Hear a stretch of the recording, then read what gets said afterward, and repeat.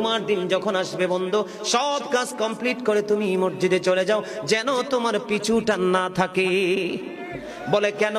আমাদের দোষের কিন্তু বন্ধু শেষ নাই। জুমার দিনে মুসল্লিরা যায় সবার পরে এবং বের হয়, ইমাম সাহেব যখন ডানে বামে সালাম ফেরায়, মনে হয় যেন বন্ধু বিশ্বযুদ্ধ শুরু হয়ে গেছে, কার আগে কে রে বার হয়ে যাবে। অথচ আমার নবীর আদর্শ নিয়ে আমি আজকে ওয়াজ করছি বন্ধু। মুসল্লিরা যায় রে সবার পরে, বের হয়ে আসে সবার আগে। এটা মুসলমানের কখনো চরিত্র হতে পারে না, তাকওয়া সম্পূর্ণ ব্যক্তির আদর্শ কখনো হতে পারে না।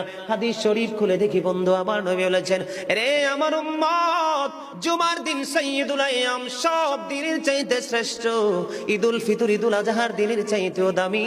এই জুমার দিনের ফজিলত বরকত নিয়ে আলোচনা করলে বন্ধু রাত একটাই কভার করা যাবে না, এত বরকত এই জুমার দিনের।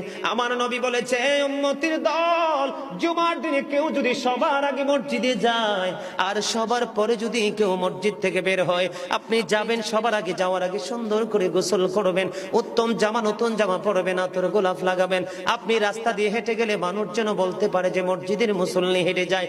আর চারপাশ বন্ধু সুঘ্রাণে মুখরিত হয়ে যাবে। এমন ভাবে সবার আগে বন্ধু মসজিদে যাবেন, যাইয়া মসজিদে ঢুকার সময় ডান পাওটা দিয়ে মসজিদে ঢুকবেন, ঢুকে গিয়ে নামাজের শুরুতে বসে যাবেন। বসে যখন আপনি আল্লাহর ইবাদত করতে করতে করতে করতে সব মুসল্লি বন্ধু বের হয়ে যাচ্ছে, আপনারা তাড়াহুড়া করার দরকার নেই। কারণ মনে রাখতে হবে, আসছি সবাই যেমনি একা একা, আবার যাব একা একা, হিসাবও দিতে হবে একা একা। পৃথিবীর সব মানুষ পর হয়ে গেল আমার কোনো সমস্যা নেই, আমার আল্লাহ এবং নবী আমার আপন হলে আই এম ভেরি সাকসেস।